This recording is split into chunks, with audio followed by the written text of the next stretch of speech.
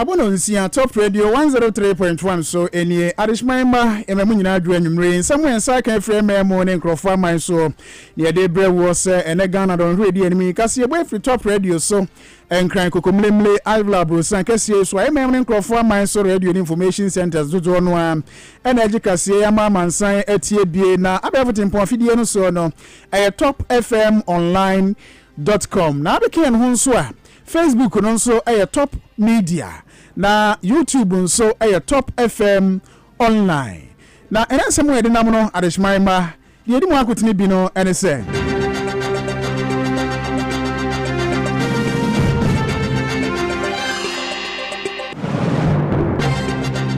Supreme Court ebua se sika ya na ye de mama mpanini ayerenom titire wo mu abedi akire ayerenom no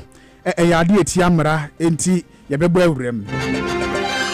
na say the Supreme Court san the atemu aba onipa bi wo ho a ene wo ye Ghana ni osan yo man foforo so de hye di bra hudu bi wo ho ye de manu enye yie say the Supreme Court na say de manu a ebe ye yie na omamba pa kasa kuhudu CSOs bi so kasa say KPMG sa wo mo nsensem wo mo ka edifa petrol ese no da dabre SML for no contract 19 ama ye sa wo memu no msi da bi omo no nya adwene kwan bia so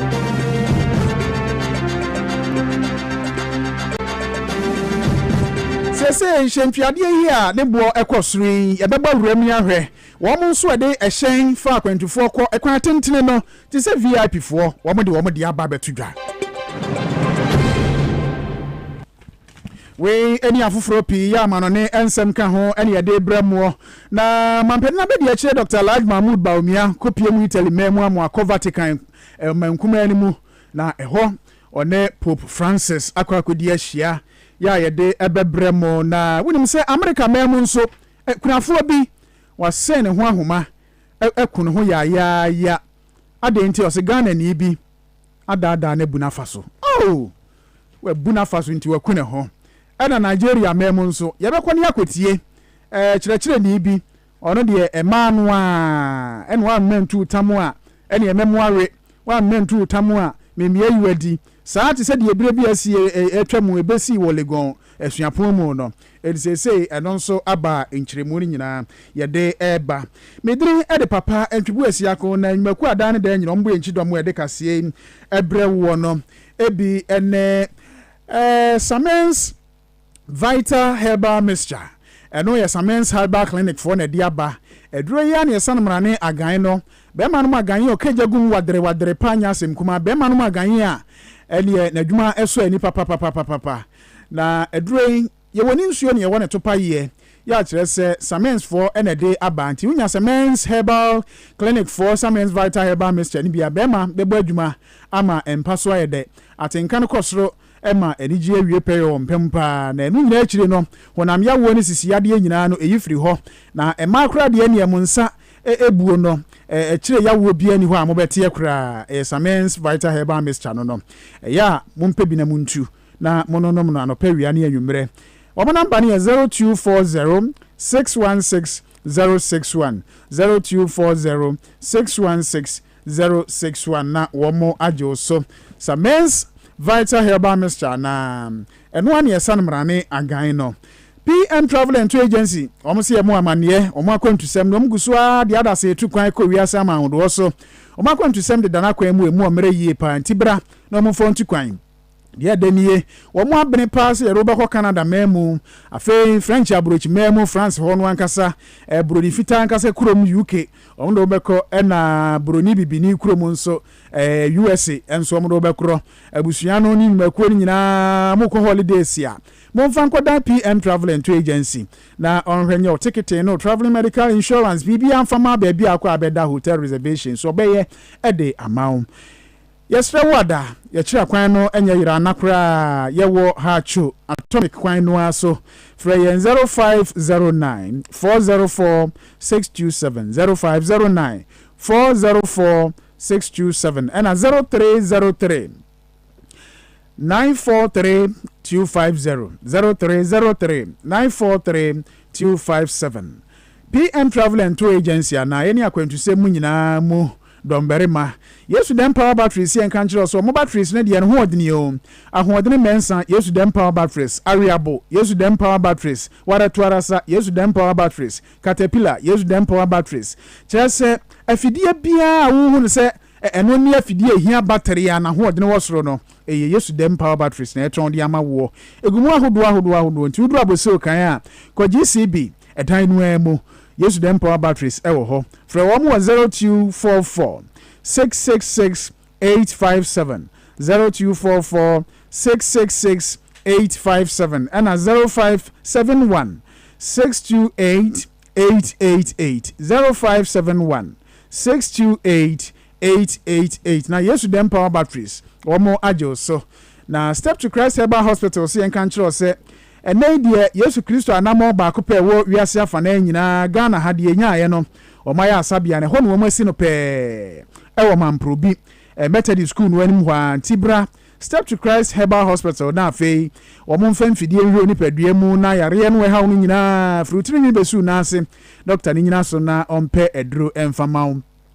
stroke yade afei hepatitis nom asichire yade akoma yade mojabroso sciatica yade ni nyina Step to Christ Herbal Hospital ye hu adwuma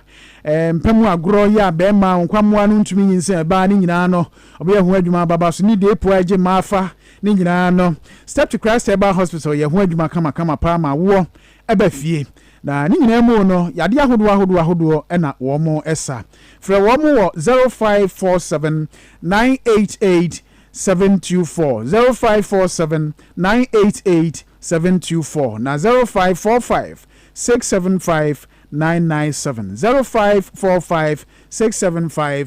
997 ebia mo medini ede papa entwibu asiako afei adesman ma nyame ahira mo don hwere ne yetene sabre die no sia pa ho simadu baako yentena se na yemfa ene Ghana nkyere mu emamom ene Supreme Court akwa asetena ma sede wakọ akosi nkonwa na ni nyina nkonwasie no akọye no ayese nipa bia ba na obenya mampanyin abedi akire di o mamu nipa bia ba na obenya mampanyin di o mamu a obehwe na na yere yetwa sika de ato se bosumi bia emfamfia ne ka na no na Supreme Court akwa asetena o kire se da bi saa sika yetwa editwa mampanyin abedi akire na yere ene mampanyin yere ka bosumi bia no ade a etiamra enti saade ne nyaade besososo ebiokra na Supreme Court na setena oka nyina ene na kire se enipa baaso na omukotena ase na omodwendwene ho ana kire se omenya temuafo sahima no ankasa ba me Gertrude Arebe Sabatokonu na oti adwamu na oyese saade no aha adwene ya se mampanini biaba osmeyi obi sima bedi akire wo mo ayerenom na sika setie die bosumi bia na de ama wo mo ni nyina eyade a emfa emra kwan mu na etiamra ya kire se ni nyina no yagitum enye yie na ebiemu no se monument committee no a wo mo ye ba sum bedwaku a wo mo ehwe ma yemmo manma abanwuma efo akatua no titire wo mo mrahye bedwafie mu ankasa no wo mo sususu ise sa wo hwɛ mu a saa bosumi katua a yede ma saa nipa yi ene ebiemu ehu nwanam empempena de ne kire se ehu nchichire da so ede ma wo mo titire wo mo esom ewa aban mu no se uhwe mu yie pa de a anu nti ana atem wo no mo hwe ni din hu ze da bi ewo so mo hwe na wo mo ebua firi se asemi wodo de ba ye nyina no bunu mantem mu titire ni MPP mu kwa me bafo abronye DC na wode asemi ebaaye na ni nyina mu no na uhwe mu ana abronye de wo kan nyina ne se ade no ahwehwe na so kakra enti court no hwe na wo ma ye nhuru se mrahye bedwam no wo mu no entumi makwan se bia mampanina be de akire na yire ana mampanini na yire na yahwe na ya disika botene ama wo mu se bosumi bia mfantwi omuka enti ano no bibia no we betumi aye ede afa ho ana na omamma fotuo mu ni akwan sika bafu ni ade abre wo mo na enu ni nyina mu no enti emra no ntumi nya ho hwe ya enu nti etuatua se sika no ede ma wo mo enti emra ewo ho ya eno eka se yede se sika no ma wo mo a eye yi ana na enu mu no sɛ na wo hwɛ mu nso a NDC amanyokuo no National Democratic Congress wɔn ekuo baako ɔno anso yɛ mmarahyɛbadwani ɛwɔ dan anafoɔ ɛyɛ mmonyamfoɔ Roxin Nelson Afiamekpɔ ɔno nso ɛde asɛm koro yi a ɛho yawdie egu nkrataa so yɛ ne nyinaa na osusuo ɛde ama Professor Yanti Amoa Beidu ne abadwakuo no ɔmo ɛkɔtena ase a akyire kura de ɔmo bɔtugu yɛ enti asɛm ne firi hɔ ne nyinaa no ɛnya de a ɛtɔ wɔn asom de ɛna kyerɛ sɛ emu baako pɛ ɛna wɔn gye ɛde mu na asɛm ba yɛ no ɛna Kwame Bafo Abronye wɔn ankasa wo gyina simpie so akasa ɛde afa Supreme Court a temuo no ɔde aba fa wɔn ankasa si nketekrache na ɔde asɛm no kɔto wɔn anim na wɔn abua ama sesei n'ani agye na yɛntie sɛ deɛ Kwame Bafo Abronye ɛde n'ani so ade hunu ɛne so a wɔso asɛm mu no nso ɛto wɔn anim. The Parliament exceeded its jurisdiction when it adopted a monument committee report. Parliament does not have the mandate to adopt that particular issue because if we look at the Constitution, particularly Article 71 A and B, it clearly stated that ministers, presidential staffers, deputy ministers, chief executive officers. So I was surprised to hear that Parliament has adopted the recommendation that first and second ladies should be added to the position as if they are the deputy ministers. That is why I filed the suit, and hopefully the Supreme Court has said that Parliament exceeded their jurisdiction. They don't have that mandate to add unless that particular provision, which is an entrenched provision, be amended. And it's something that we have to amend it through referendum. And Parliament cannot do that unless it's done through referendum. So that is why the Supreme Court set aside the entire decision by Parliament that first and second ladies should be paid by the taxpayers' money. I think it's unconstitutional. It's a matter of public interest. We Kwame Bafo Abronye DC no enti nani aso se asemu a ode koto court no animu no yabua amana kuma ato ne yemu kasi ebo free top radio 103.1 so a we Enne Ghana na yeguso a yede som we na ni nyina mu no Supreme Court ho no ene ensemu omudi ye ni ba konso efa se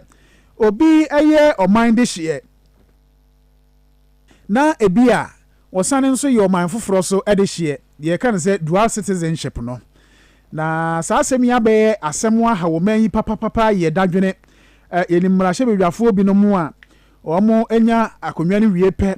na amfifi mu ni ade se o nipa no kra na osen kra man foforo krata wo mu dine mu enti wonya Ghana de hye kronkron kra nkosi na afi ye twena sre ene abasasa na se asem yi panyini bi nso na ekire na adwene mo de ko Supreme Court kro no a se omo hwe no omo entena so efre se ye wo omamba pa emra Citizenship Act wo ho na enom na esi ho kwan so obi a ono wo oman mienu dini mu se oye oman no edehye no woni ho kwan ye se okura di brebi ewo man mu na asese die Supreme Court no ese wo mo ehwehwe mu ano se obi ekuta dual citizenship wa owo ho kwan se di bra hudu nyina no wotumi edibi wo man mu ema ne yeye te muafo sahene ana sahema no Chief Justice no obetumi edibi ama na yeye afi commissioner for no nso commissioner adwumadie no nso ebetumi de say di bre ne bi ama oni akora wo no kura amamienu ekrata wo mu dine mu se woye wo mu adehye na eno da nchen so a o say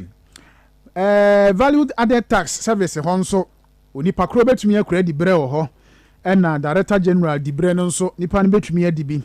prison service di bre betumi adibi Chief Fire Service officer di bre betumi adibi Chief Director ministry ahodo ni nyina afi colonel ranks ni nyina nso ewa asoja adwumakuo ni mu no nso ni akoro no betumi adibi amana yeye bambo adwumakuo ni nyina nipa ne di bre bi saa yeye na Supreme Court no wo mo atemu no wo se wo hwemu a amamra no ankasa no ɔman de hyɛ mmra no nkorabata Citizenship Act no sɛ wohwɛ mu a na kyerɛ sɛ ɛyɛ adeɛ ɛha adwene ɛno nti ɛde ma owura Francis Osei-Bonsu ɛde asɛm no ɛkɔto court anim a wɔde tia Attorney General sɛ wɔnte aseɛ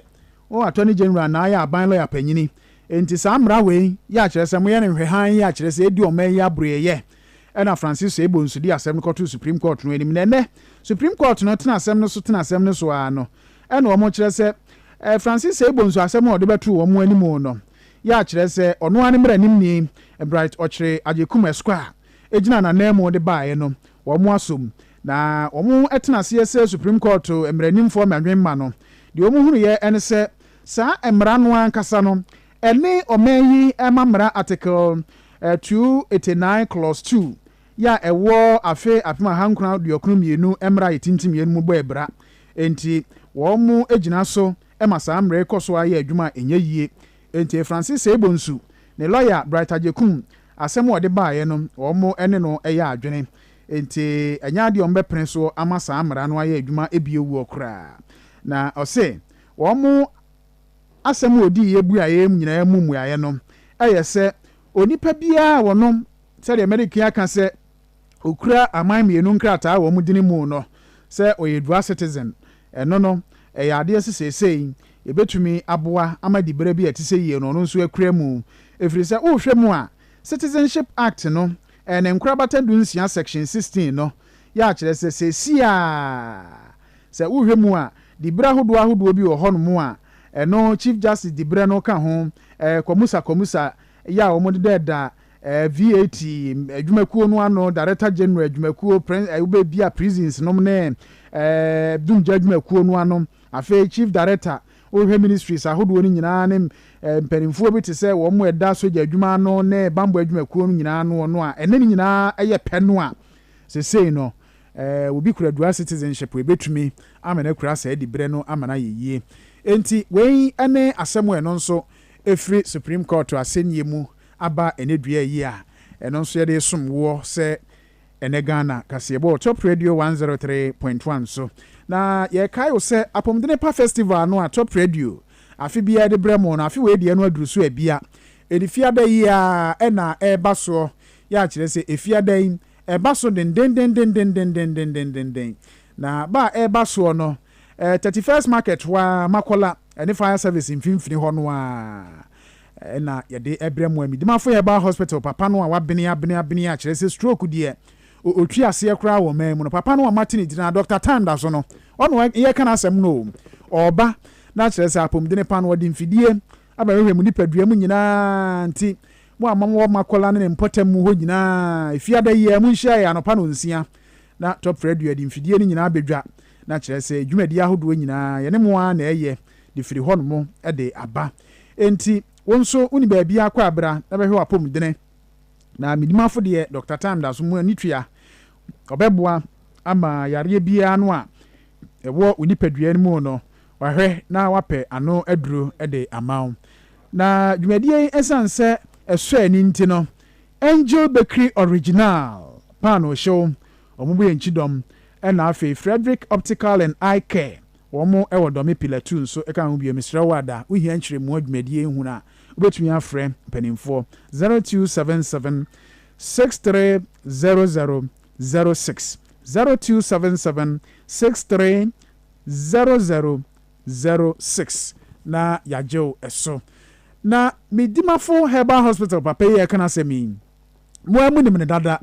ɔno ana friend Dr. Time da so no yade a wɔsa ano ɔdene papa stroke otuaseɛ koraa sisi yadeɛ ne kototwe yadeɛ nyinaa no ɔno ana tuaseɛ ɛna awoɔ nso wɔte ne tɛ enti obi asma ware acha na me deɛ mebonini da bi wuduru medimafo hɔ a Time da so nko adeɛ bonini sem bia ni hɔ bɛwo afa oba kopoku asma yera ɛhɔ no wabie ne nkrabata no baako nkran ha momfrɛ 0244 774 282 0244 774 282 ɛna 0500 727 215 0500 727 215 na wagyew ɛso yɛtoa so na yakɔ nsɛm foforo emum ensem from wa ye na ye kɔ omamba pakasa ekuhudo civil society organization CSOs fo ya tena ye na wo mo se wonne KPMG fo anya adwene wo mo nya adwene kra se petro buo petro sɛdeɛ nkɔɔfoɔ tɔ petro ɔman yi mu ho so boɔ nyinaa wɔn de bɔ SML foɔ contract no a wɔn de saa VR foɔ kɔɔɛ GR foɔ kɔɔɛ no na CSOs foɔ no adwene wɔn ne KPMG foɔ nyɛ nyinaa no sɛ wɔn so ne KPMG ɛyɛ adwene ɛnyɛ yie sɛ wɔn ba bɛka no sɛ buo biara yɛde bɛto petro mu ɔman mu no sɛ wohwɛ mu a na kyerɛ sɛ ɛyɛ contract a Strategic Mobilization Ghana Limited SML for and Ghana Revenue Authority for GR for koye and wom se dey bi wom do nya adwene na except for edimukan na imani for na ilapi for na wom na ekire se wo hwɛ mu a ade no de KPMG for no eka no ensuo bia nyina mu ya kire se wom gitu mu a eyeyie wom asɛm wom ka no entiase bia enim na ade yi abama mampania kufu adokra awia yi a kenkan kyerɛ mu a ɔse esan KPMG ahwehmu no ɔmde bae ni nti wɔno anso ate aseɛ Ghana Revenue Authority ne SML for no wɔn nsɛm no emu na hɔ yie edisa na te de a yɛhwehwɛ mu ansa kora na awia yɛ no yɛhunu de ɛbɛyɛ enti wɔgyina Bright Simons ya kyerɛ so ɔno CSOs wɔno ɛka ho bie na omo asem wo so omo nyintumu se KPMG asem omo kan nokre bia omo no presidency nso white paper da so ya kire se omo hwe na ye hunu kwane ade asem nyina be fa so nenso omo se da bi ade no omo ne KPMG fo eya adwene nyeye yeni nkomo edem senanu oye co-chair Emma Citizen Against Corruption yene no emo nkomo kakra na ye hwe se asemi project kakra bi a ewo mu enesen edem senanu ye mo adwoba top radio so. Thank you. I want to say, Adam. By God's grace. Eden Yamiase. Asemi dia mejiri se wo crowd ti ase ye chen yen. Na baby abedru ama CSO si wo mu KPMG fo nya adwene no. Wo tenchen no nso wo ti ase sen. Well, I think that if we had a full report, then civil society can see whether we fully align or we don't align at all. At the moment, what the president has released, we don't have the full KPMG report. So I will not immediately say all of us don't align with KPMG until we see the full report. And I don't understand why the president has made his comments but not provided a report so that we can all read, and then if we need to criticize KPMG, we will do that. But clearly, the KPMG people are saying there was partial value for money in some places. Partial, I'm not sure that is what the people of Ghana want. We want substantive value for money. So it doesn't look like this SNL thing, in my view, is the best option at the moment. Perhaps there are other companies that could have done better, and clearly we need to look at the system and how we can improve it. And the Osha, you better improve this system, no? So the president has said that some of the parts, for example, upstream, need to be renegotiated, and made some other suggestions. I think that ideally this should have been sent back to public procurement. Let us redo the process and invite other companies as well, and then cross-check. Because for a group that in 2017 PPA rejected 3 times, then all of a sudden in 2020 they were accepted. For contract that the parliament did not have oversight, when multi-year contracts are supposed to be approved by parliament, it means that there are a lot of legal questions on the current arrangement, and it may be safer for all of us that we go through it all together. They can also put in their bid. Let's see whether other people come on board so that we have an open process.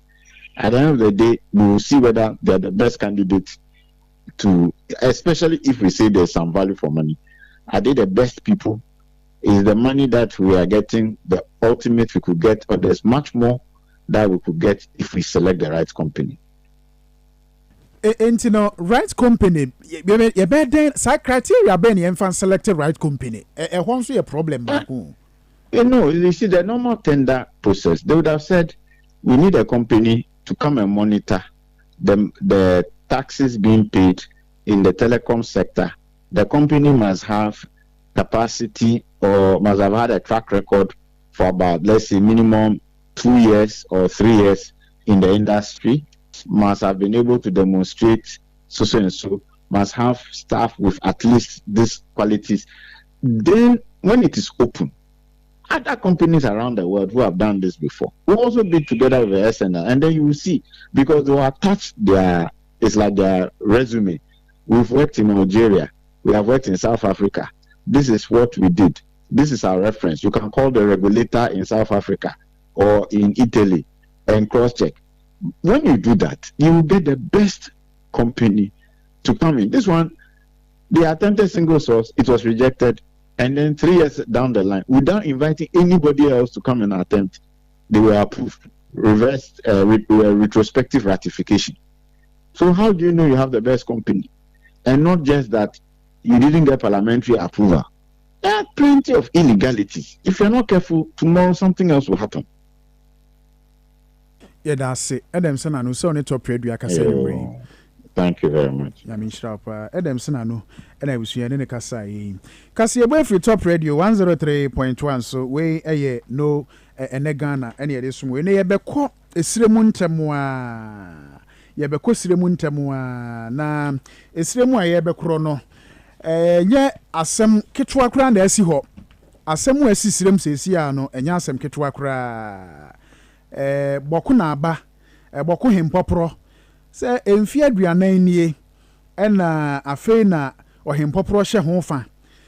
na afei dia prosifo ne asojafo mo nkobo ban no wo mo de atututu agina mu oboku ho ei aprosifo to na asojafo ato na asojafo ato na aprosifo ato ena womani prison for ena womo to saa enti asojafo no to na prison for na to na prisons for no so ato na asojafo no so ato saa na womo to oboko ho a na ade no ama ani ayenyan enti yebehwani akọ na Simon Asimigalega ehwe de oboamane na yehunu sede enema akwaduro strawberry pan no anwumre ya Angel Bakery original sa pan no ade me ka kire wo a na obunu egu aso no nkope bi niara eno anene asofo bi nom de aye communion nom de kwa awurade adidie no omumia so a twan no omwatwitwa ne table so na afi yede to anwu Christ honam nie o se amen Christ honam nie o se ampa no age adi Angel Bakery original 0594 114 719 0594 114 719 na 0570 833 450 Angel Bakery original pano show Simon Alega Asimiga akiensa homa yesu yeni nkomo na yenhwe se esrem prison service for any asoja for etututuo no omde agina mu oboko no ekira asem tisen Simon otie nka good evening and evening to our church listeners across Ghana na edie na ekoso oboko yi. Thank you. Today was the 40th anniversary of the Boku Naba Asigri Abogrago Azwaka II. So all chiefs and queens of the East regions, including the Upper East Regional Minister and dignitaries, were all present in the palace. Immediately after the closing remarks, a prison officer was brutalized by the military officers at the Boku Naba Palace. Get the prison officers and the officers themselves, the military officers, beat about 8 of them, and some of them can see blood from their eyes and their nose. So it was after then the military also went and organized themselves and came back, and there was an exchange of gunshots. So the military came back with 4 armored vehicles trying to break into the Boku local prison and enter and beat the prison officers inside. So it took the Boku divisional police commander by name Adamu Said, who prevented the officers. If not that they were pushing the car to break the wall of the prison and entered. And this thing also started back last night. When a friend to an army officer got missing, and a prison officer happened to pick the phone. When army officer called the prison officer and gave them his where he is for them to come and pick the phone, they thought the prison officer interrogated them. So really, the phone is for them all. The military officer became annoyed, went and organized his boss. They beat these military officers. They traced some of them to their barracks and beat them. It became a hot issue. Took the police commander to settle that issue. So for what is what we are yet to find out. But it was the military officers, that first officer who was seen at the palace, and the went organized themselves and retaliated and had to spread and shot, dispersing people away from the palace. And Simon, prisons officers no, be kind bu sojani. Hello Simon. Yeah. Prison officers no dey kind bu sojani bi. Ewo Boku na Aba palace o. Yes. And na sojafoɔ no nso ekɔ barracks. And wɔn kɔfa armor vehicle. And na wɔn de enipa maden. Ekɔ Boku prison so wɔn kɔhwe wɔn ɛwɔ hɔ no. Yes. And na Boku police commander no. Ɛyɛ sɛ ɔmpene and na wɔn yɛ ya ma peace e prevail ye. Yes. And Zesiano, in the course of the gun battling, no, Obia Prana, Ana Chile Boko. Actually, according to, because the guns, safety says, so I have to find a place and hide. But what I'm hearing, I'm not confirmed. I learned one prison officer was injured with the gunshot. The military people came with the armor vehicles, firing the guns on top of the vehicle, and the prison officers too was retaliated. It was very well that the armor vehicles is dead. So when they got the entrance of the Boku prison, they were pushing with their vehicle, break in and enter. You hear prisoners side rejoicing because they thought if something like some of them also it took intervention of the police. If not that,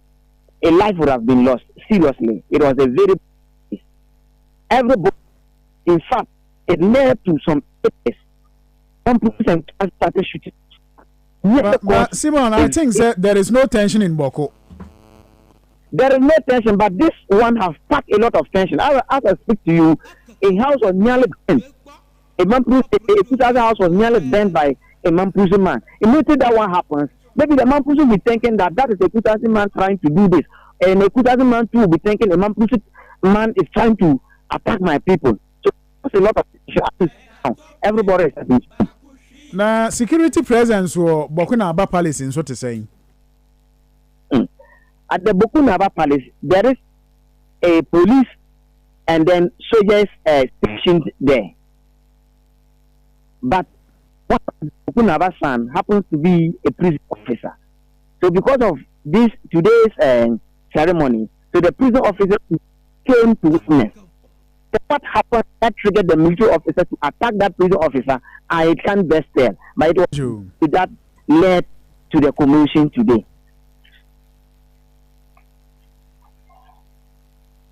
Mate, Simon, that's it. Thank you. Bibi ani a besan kasa why? Yo, Simon Alega Asimiga. Eti de ekoso Boku sese no. Se Boku na Aba chief azograku azoka. Na wodi emfie aduanan. Na oya anniversary na prison officer ba akwachiri soja ni bi abono. Eno omo nso wakoba amane e barracks no omo de ka akwakwati agu omo so. na omakọbọ ewura prison so se ne omo bebo omo atwiaka na Simon kyerɛ sɛ bɔkɔ divisional commander no ayɛ adeɛ pa ma polisifo ɔhwɛ yɛ asomdwie aba na deɛ ɔte yɛn sɛ prison officer baako na akorabo akasa no ya wepra na ni nyinaa mu no deɛ bɔkɔ anya adeɛ asomdwie aba firi sɛ kusas ni mampurusi no sɛ deɛ ayɛ no enya we a na ɔpɛ ɔkyene bo no enya we a na ɔpɛ ɔkyene bo no mesrɛ wada ɛnɛ sɛ wodnim doctor ɛnɛ ayaresabea adwuma yɛ a asopiti adwuma wonim yɛ a wotia yɛ yie sɛ woyɛ nurse ni woyɛ pharmacist wonim neuroma pa doctor no twerɛ aduro ne yɛde bɛkyerɛ wo a wohunu sɛ ampa wei no watwerɛ ɔmo ntwerɛ yɛ tantan bi ɔmo twerɛ wo hu koraa na ɔde aba no wahunu deɛ ne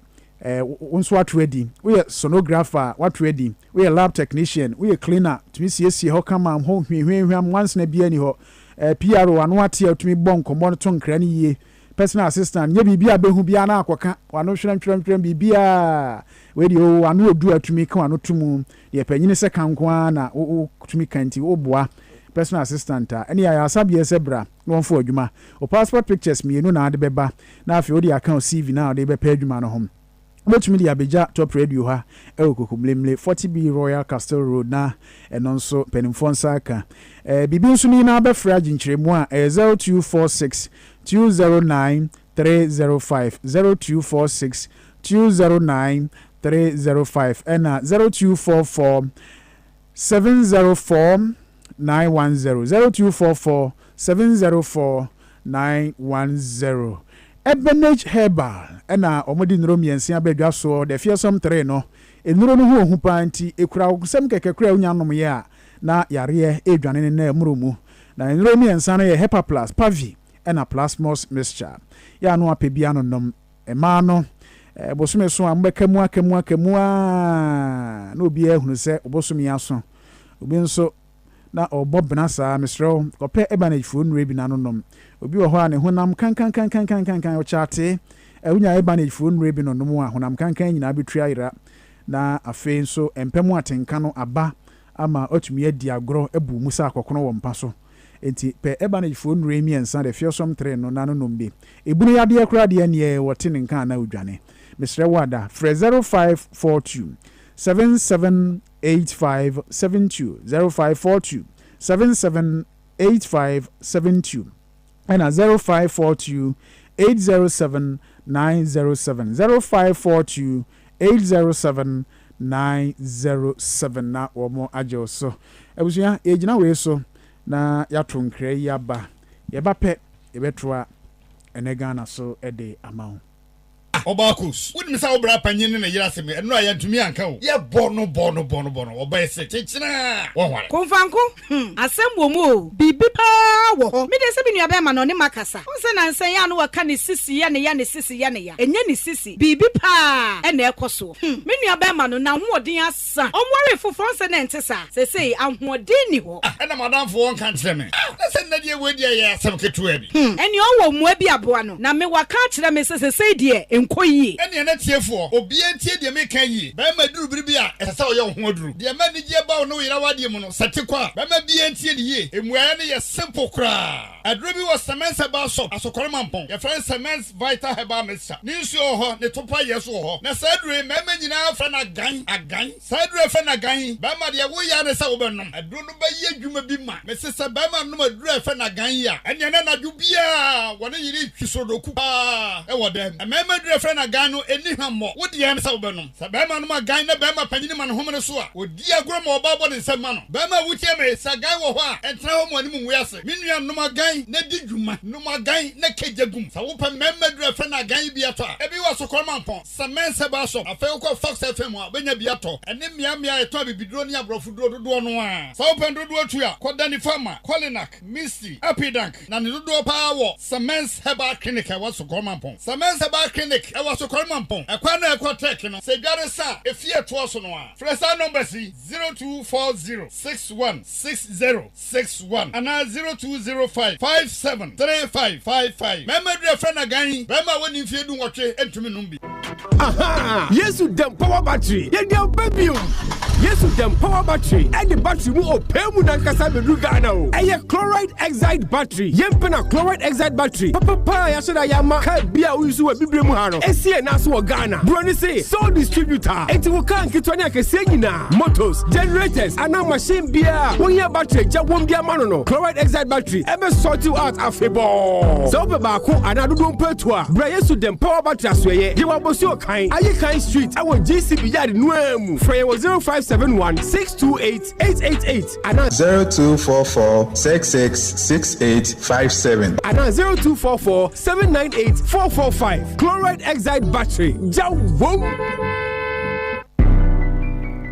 Frederick's Optical and Eye Care. When you how be a medofu boremu ni en show ma honto. Say cataract, glaucoma, and now when you cow. Who can ya dear ya wo brepa and san what to me a kayana. For when it's Frederick's Optical and Eye Care. No one should say how in amfamo. Nanika Samba kwa Frederick's Optical and Eye Care Service and say one more private insurance. Any insurance be a ukrebia. National so quality designer frames. Any lenses papa padia. Frederick's Optical and Eye Care. And I make come for the amount. Eye scans. DVLA test. Community screening. Shusha Frederick's Optical and Eye Care Service. Domi Pillar 2. Coca-Cola Care Vudumuha. Domi new station. Wamuni total filling station no and a shenimo. Frederick's Optical and Eye Care was 0244 982821. Frederick's Optical and Eye Care. When ni ayo kania enti bohoba.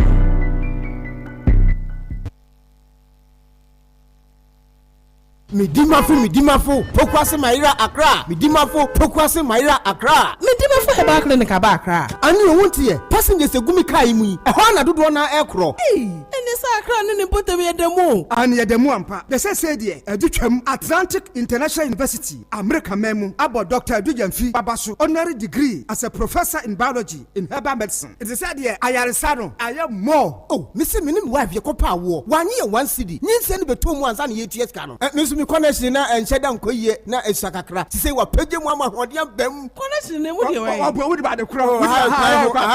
do kro wo de ba do kro ya ke stroke nso de wo fa no small chese agidi wo wuo ne de asie no yare bia etatia e wo Dr. Tamda so andi so diabetes, hepatitis B, prostate, hypertension, malaria yare bia Kumasi say owo agogo opposite government school no and na nkra hanso obepiem e wo pokuase mayira kwan no so for doctor 0244 774 282 and 0500-727215. Midimafo Herbal Clinic. Wudimafo ne hwa. Mwatena se top radio 103.1 so nie we ene Ghana na yeguso ede sumwe na no nsia pa hosima aduana nsia sabre de ye ko UPS nkran ha na abrewe ipuma kwa mu a NDC Franco Ekrafo Munyamfo John Dramani Mahama order na bedi akire je na poku agima na die na kire se okohwe nyasem ketwa kra anigye mu anigye ene kire se we hunu na no afam no adwo Mahama hunu na no afam no say na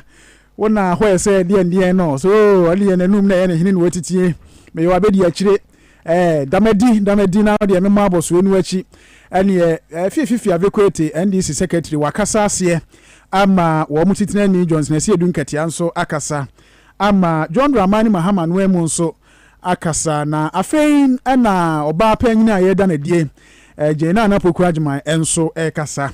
na momientie na no disem no kakra na afein yentoa kasie eso. We must work towards the Ghana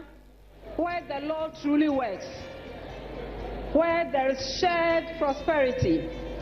where democracy has not become a fluke, where people are not abused, and where the basic necessities of life are not denied the majority. It is a chance to work hard towards building a country where citizens do not feel disrespected or intimidated or ignored because of the way they vote or the language they speak.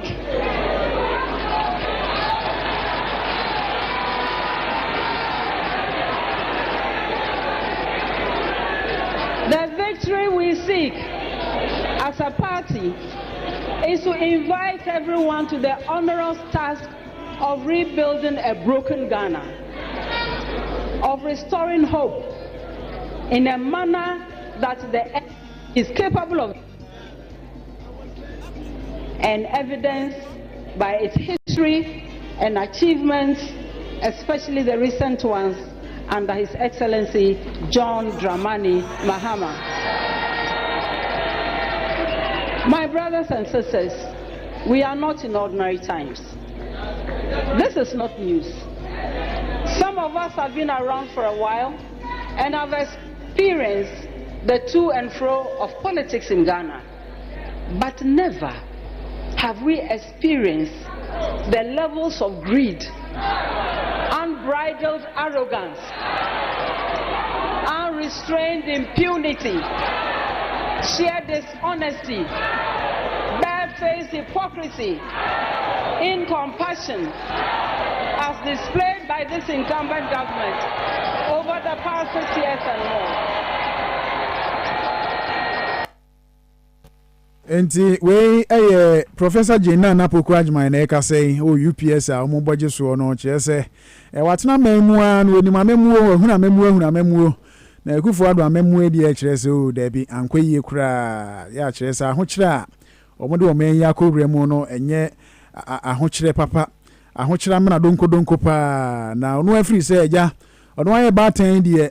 wodi John Mahama echi na obo aboso no a mo wetumi abo am omen ya setene mu edi ye nti eho ena ogusu a okase emuguso dwumadie no onwie na enkosi so obewie die mu nsem nyina no de ebeba na de abesommo yanto aso ne konsem fufuro mu na ahentwiade amen mu so enen ya kire se amoye nkaye ya kire se okọ akoforo ka na obekọ yesi atutum beko na kire se omo atutum nso ampara nyese yesi mpo omo atutum na tutu omo atutum no neya ena womu amonso etwika akokwa atentene no te se VIP nom ne aban die kura intercity STC nom ne ade no womu so ahya ase de womu ebo foforo eba na eba na chese ohwemu a sese die yatototutumu anesa na se wo hwe a VIP fo no titire omo ede bo no aba ten baby omo ka ni biko bia omo de ebo foforo aba chese emu kakra nie enkran ekọ kumase no onso omo boss no omo wo ba ku bia eno no ba enipa ba akote ha na mienu ete ha ya eno no emu no ahomka wo mu kakra echen ba ko no a yetena ha mienu no aha eti mienu no eno de se wo fro no akokumase a 100 Ghana cedis na abetua na emom no de ba akote ha na mienu te ha no eno no se o matum ekọ cedi wa ha aduonu 120 Ghana cedis ofrin kran na akosunwane a 170 Ghana cedis Accra ekọ tachiman no omo eje 170 sara enkran ekọ sampa no omo je 190 Ghana cedis ena ofri enkran ekọ domanso a omo ejo 180 tamala num ne bokunum ne ade num nyina no omo ahyehye no pepepe omo ekọ boase asantema mpone takura de ne ade nyina no omo ahyehye omo de aba na anopen se de ba ya enkura kese mu omo afuru ni ntie mu no trotro de no na eho atwedebo ene ayampe ekoso no Ghana fo bi kire omo adwen na mumientie omo bo a enwo ahwentiade fofora abei eso. Was it 20%? When I was 20%, what I die for tiny, or my start up when I be and defend, I'm not to run. I'm to when I was 20%, I was saying, yeah, die for that. When I die for that, 20% of I some cities here. 20%. My amotes on the antes, yet is so. One time for any, I'm 2 times, right? I'm 2 times. 20% of 10 cities here. I don't want to go to how much for any as so much send the amount. Station I want 50 pesos. Anope omoje me for city. Maybe so for city ntamo drivers na matutum. Anye abana wa reject se mo tutu lolu fe mana ma de mo pe atutum ntimamo ye no emboa o. No crutch say me 50 agege. Last 2 weeks kra no start TJ be anopa me ba no mo je me 7 cities. Which nka wa yeso mo je 6 cities no mo je me 7 cities. Anwumre ye ko fie no mo je 6 cities but if it enra me ba 7 cities. Me kon 7 cities but ye nti we say atoto lori fa mo akobo mo pipa. Nti enu mo preso pa but ya mo je sika no fom ansa wafo. Nti se wantu aye ma wonfo. Se se ane de ko ne de aban kasa anya sempa because sade we see ko aye beto aban so na mo san toto lorry fame na se se no be say yenkoto abana na se yenjai enti de aba ne de mitumi mpo de my safi me nto aba because enti we Ghana de hie bi no mene omo adwenkyere fa hyentuare foforo no aba no ho na akowie obi se enya de kra obeto abai Kasiyebo free top radio 103.1 so away Enne Ghana yeguso na ye konsem fufuru Dr. Ivan Sagredako na oye panyini a oda omenyi Ghana Civil Service no ano na de o kan se civil service workers wo omenmu no ebredru se omode omumara ene won hyehyeye adwuma ema civil service adwuma no enimu ebenyamo ose ewum se omo ayade omombo homodene de nenso akabi wose omutumi edi wonhuni dikosi awieye ma omodwuma mo ye ndie animonyam eba na okasa kire nsɛmtwerɛfoɔ ebra afe 2024 yi civil service week na order na die na ɛho abasobɔde ya afe 2023 nyina omo edigu akwan mu ase na Dr. Ivan Sagredako ekasa ye na adwumadie no asɛm a na edetire so ene sɛ omo hwɛ ama womu adwuma no mu nchichemu no baabia no asomdwie ene bambo etumi agina nanaso eyie pa na de no oka ese civil service adwumakuei womu ahyase ya kire se womu edi dwuma no kama pa nti ene na nya asem ketwa ewo omanyi atra ya so ya hudu mu nkrabata ministries ho enie na omu tum pasa nam ho omu ye bibidi a kire ne ho na Dr. Ivan Sagredako obeka se ebredru se omu tumi ayi won hyehye yie na wo ye adwuma ma omu adwuma yo no so mfaso ema omanyi nyina no ehunu sampa omu de emra ene ye adwuma ne no beboa ama ban bia ba obetumi aye nkwanimdifo na mamuo mu Dr. Ivan Sagredako nsemni abato bemu na ya ne se beba civil servants no dimo bi esi omuni su say ye no omo nkoso na omunye omo ntuhu na mo omo mo enfa do pardi pepper ye enfa ye omo adwuma omo mbi e ntumpo no na e ma ne ntumpo no se amanfo amo ko no no enye gwadwuma ye nti yetumi ye pese ye adwuma ye say yetumi ye depend ye knowledge adesiana yesiano I say ma manfo eya ho mfaso nti ye de civil service ye nhihye ye mmra na ne the code of conduct na dina no ye de baya adwuma ene na say na be ka kire o so e de be na civil service